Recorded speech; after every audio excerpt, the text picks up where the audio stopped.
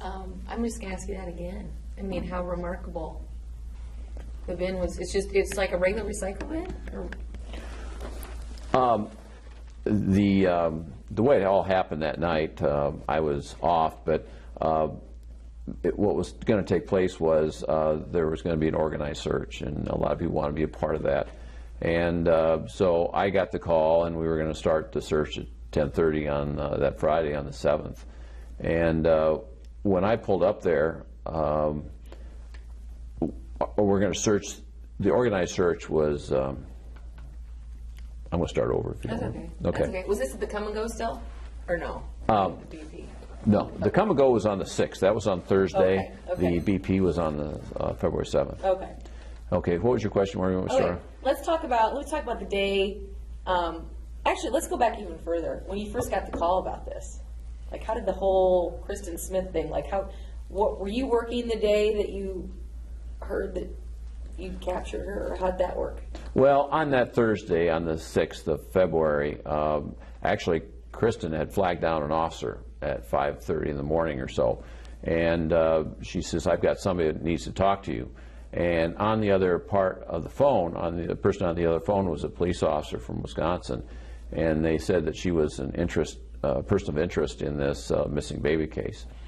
So she gave consent to search the vehicle, and our officer went through the vehicle and didn't find anything in the vehicle of like a baby or anything like that. So, but out of routine, he ran the check on her, and the officer that made was flagged over as Alex Cook, and he ran a check on Kristen Smith, and she was wanted out of Texas on a fraudulent document case. So he arrested her, and the vehicle was impounded, and that was about 5:30, 6 o'clock in the morning, Thursday on the 6th. Wow. Okay, so that's Thursday, and then search for the baby. Well, one thing that I would have to say in this whole thing is it's really a truly team effort, because the officers up in Beloit were working, the FBI was up there working. The FBI, once they realized that we had her here, came down and talked with her. It was really a combined effort. It was decided that we were going to have a search in a certain area, and it was mostly from about the 270 mile marker to around this area, and there was a concentrated search. And in that search, we had FBI, we had Cedar County, we had West Branch PD, we had troopers that are actually checking dumpsters and stuff along the way. So we had a lot of people involved in that, and the areas were kind of divided up. And the West Branch Police Department was, since this is our city, we were asked to take the north side of the interchange. It's my understanding the FBI agents were going to take the south part of the interchange. So shortly before 10, Alex Cook and myself decided to do the search, and it was logical we'd go to the busiest place first, the BP station. And so I went to the BP station, and just out of curiosity and policy, I guess, I asked him for a copy of the videos for that last 24-hour period, and I told him we were going to be looking around the area for this missing baby. And so he says, okay, fine. So I started walking outside, and Officer Cook arrived to help me, and he went to the dumpster. And one thing that caught my eye was this tote, plastic tote container, and the lid was sealed, and it had the ends of it had a handles rotate over, so it clipped onto this tote. And I saw this tote, and I saw other recycling containers around it. Now, this was not your typical recycling container. You had the blues and the reds that open up like this, but it wasn't your typical recycling container, but I still thought it might be, because people use all kinds of different containers. So I opened up the container, and I just peeked in on the edge, and I noticed there was just a blanket on top. That's all I saw. I went inside to talk to the manager of the BP, and I brought him out. I says, is that your container? He says, I've never seen it before. So I had this uneasy feeling.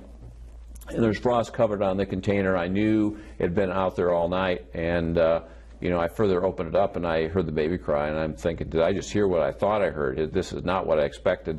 And then all of a sudden I heard the baby cry again. And I thought, holy cow, this is not what I expected. It was a total surprise to me. And I called over to Officer Cook, and I says, hey, we got a baby crying, and he called for help, first responders and things, and we originally kept the baby in the container because it obviously seemed to be working for the baby, and also we didn't know if there's going to be any trauma. So first responders came right away, and then I helped first responders get the baby out of the container because I was trying to preserve evidence at the same time. And so they took the baby to the rescue unit, and they checked the vitals, and they indicated all the vitals were normal. And I was really, really totally amazed that this baby could be in this kind of container for this long and be what looked like normal. He was alert, his eyes were wide open, he wasn't crying like you'd expect a baby to be crying that hadn't been fed for a while. It was just truly amazing. It was truly remarkable. I've never seen anything like that in my life. It's really not what I expected when I opened that container. What did you think? Once you figured out that this was the baby, what went through your mind? Well, I was kind of heard it crying. I was kind of thinking it was a coffin. That's what I was thinking. And so it was, it was scary. And when I heard the cry, it just totally surprised me. It was totally remarkable. I can tell you that I don't think I've ever been so surprised in my life. And you've been doing this a long time. Long time. But the thing that's also interesting, I have to say, is, I look back, and when I lifted off that lid, there was probably 50 officers behind me that helped the process. So I just was really totally amazed and thankful. So. Emotional. Oh, yes, it is. Yeah. Was it emotional that day? I was saying more shock initially. I mean, when you see something like that, you're starting to get things done, call first responders and stuff, but as you sit back and think, you just realize how remarkable it was. Wow. It also is a sign for law enforcement never give up. Right. So yeah, like you said, miracles do happen. You said something really interesting too. It was in plain sight. Yep. Yeah. So it was hidden in plain sight. But I talked to the police chief up in Wisconsin, and he was just totally amazed. He was talking about working this case, and it sounds like it was really quite a toll on their community too. And they're not a large department either. And so when we have something like this happen, we rely on other outside agencies a lot of times to help us. And I just happened to be at the right place at the right time. There's just so many people behind the scenes that were working this case to make this case work. It was phenomenal to see it worked like clockwork. I was just very, very happy. It was the outcome that we had. Right. And you weren't even supposed to work that day, were you? I was supposed to work at 4 o'clock that night, and I just couldn't sit at home. I had to go out and look. So, and I've been on hundreds of goose chases through my careers, and to run across a situation like this is I got to tell you, phenomenal. It was just the right place, the right time. But that's what law enforcement's all about: is being at the right place, the right time. And never give up. Never give up. Yeah. I just think, how many people must have walked by there? Well, it was kind of not in the general walkway there, but there's a lot of people that come in and out of that station during the day, and I know that area was checked on Thursday.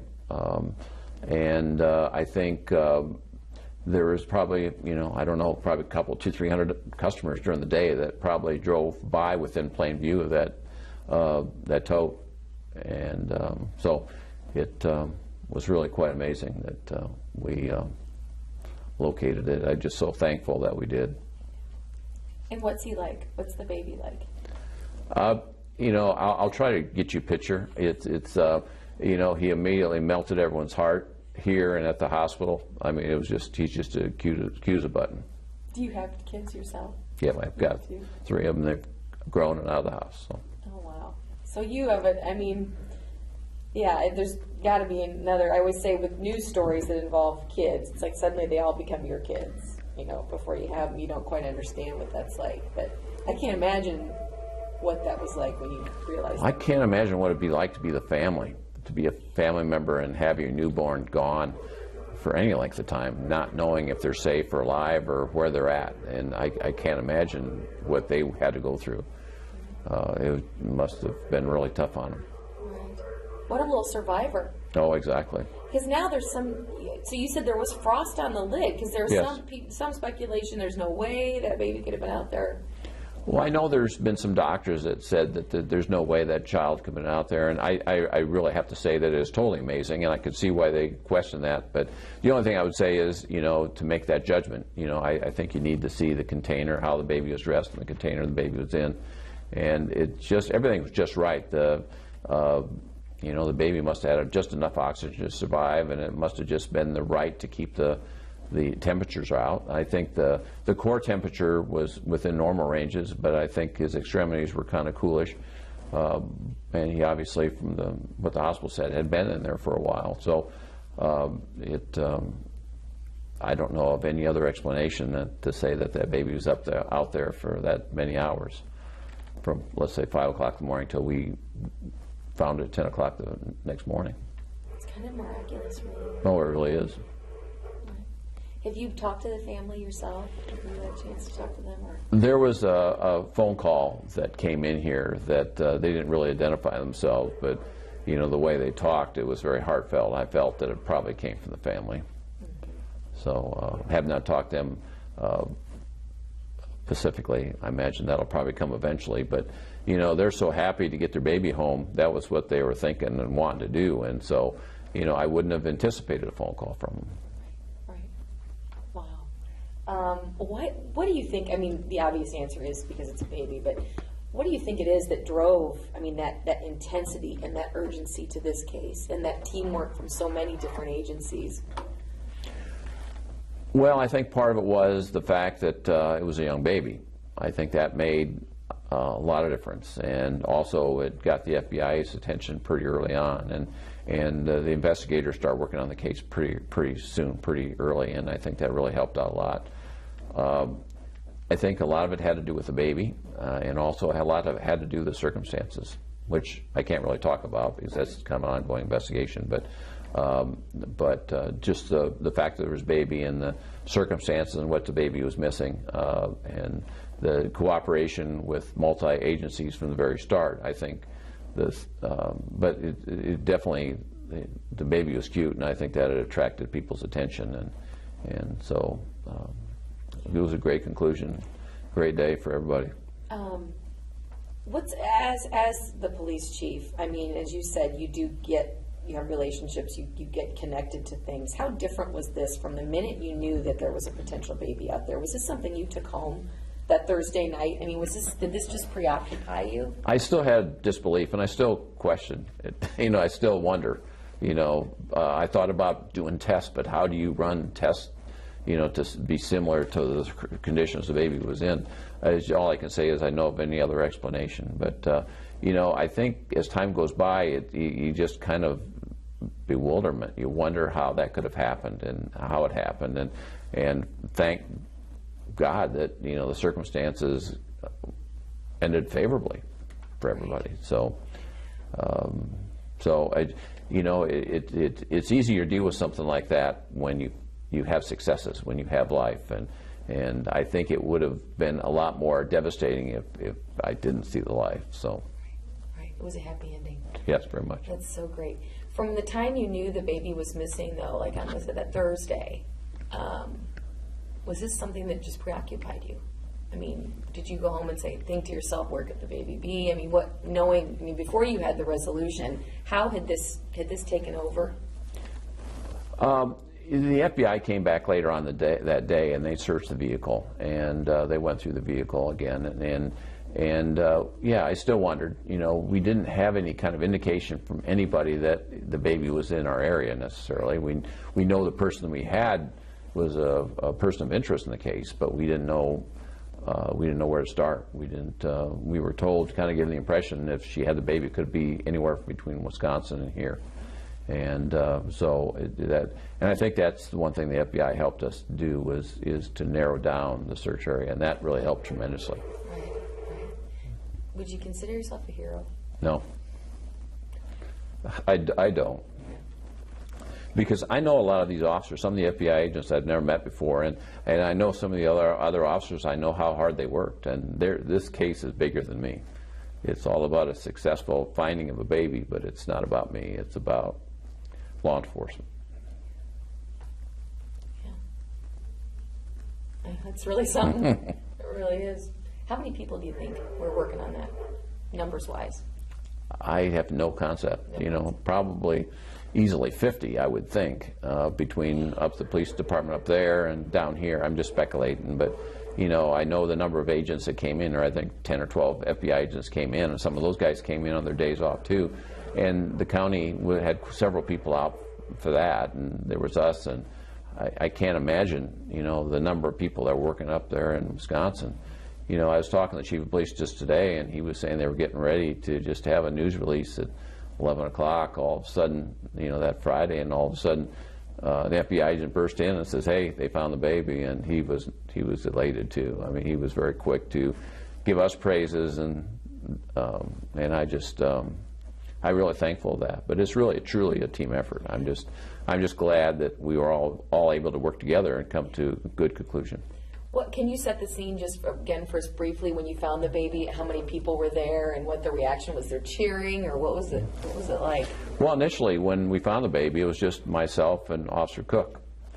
And when the word went out that we found the baby, then it was just a swarm of police officers coming in, and it was just everyone was just so happy and just glad that it ended on a good note. And it was good to see the FBI worked and how they were very quick to congratulate us. But I think that they did a lot of the work and kind of gave us some good guidelines on where to go and where to look. And I think once they gave us direction, I think we were able to kind of know what we're looking for and that kind of thing. That's why I keep on saying it was truly a team effort, and I'm very glad that it ended the way it did. Yeah, and that you opened up that one bin. It's crazy that you went to that bin. But I had walked around the BP station already, just kind of get a basic view of the place, and for some reason or another, that bin, you know, I saw that bin, that tote, and it drew my attention. It was back towards the end of the building near other stacked storage containers, but for some reason that was one of the first things I went to, and when I popped the lid and saw the blankets, it's kind of it made me kind of nervous, you know. And when I went to the owner of the building and says, hey, you know, is this yours? And he says, no, it's not. I don't know where it came from. Then I really had an uneasy feeling, and that's why the cry startled me so much. It was just not what I expected. And in fact, there was a sense of denial at first, and then I heard the baby cry a second time, and then it kind of kicked into gear of what was happening, and it was kind of surreal. I just couldn't believe it was happening. No. Do you ever allow yourself to think, what if you hadn't have gone back there? You know, I keep on saying I kind of wonder that myself, and I don't know how much longer the baby would have had. But, you know, the search was very well planned, very well orchestrated. I believe that somebody else eventually would have found the baby, and so I think eventually other searchers, if I was not there, would have found that container. And you weren't supposed to come in. You came in early that day because you just couldn't stay away. Stay away. Thank God.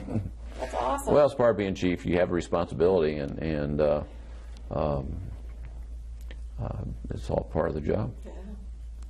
All in a day's work. Yes. Just another day at the office. I wouldn't quite say that, but it was quite a day at the office that day. That's incredible. Well, we'll take you over there. Maybe you can walk us through that too. Anything else? I'm sure I'll think of things I didn't ask you that I'm going to want to know. But yeah, no, that's probably all. Okay. We'll just get some shots of us just talking.